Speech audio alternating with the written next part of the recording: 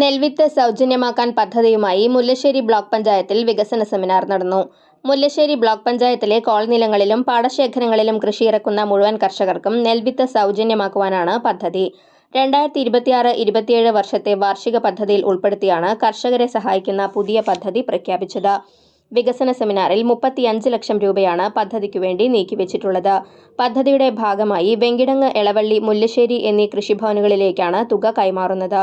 ആകെയുള്ള 3333 ഏക്കർ കൃഷിസ്ഥലത്തേക്ക് കിലോയ്ക്ക് 42 രൂപ വിലയുള്ള നെൽവിത്ത് ഏക്കറിന് 25 കിലോ വീതമാണ് സൗജന്യമായി വിതരണം ചെയ്യാൻ ഉദ്ദേശിക്കുന്നത്. പാവറട്ടി ഗ്രാമപഞ്ചായത്തിലെ കേര കർഷകർക്ക് ജൈവവള വിതരണത്തിനായി 15 ലക്ഷം രൂപയും വകയിരുത്തിയിട്ടുണ്ട്.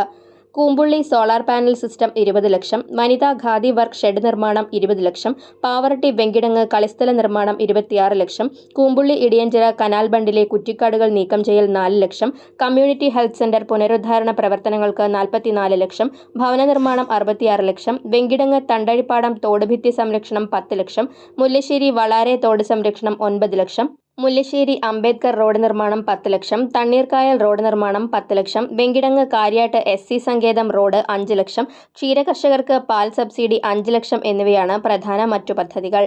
വികസന സെമിനാർ പ്രസിഡന്റ് ക്ലെമൻ ഫ്രാൻസിസ് ഉദ്ഘാടനം ചെയ്തു. Vice president AA Fijina അധ്യക്ഷയായിരുന്നു.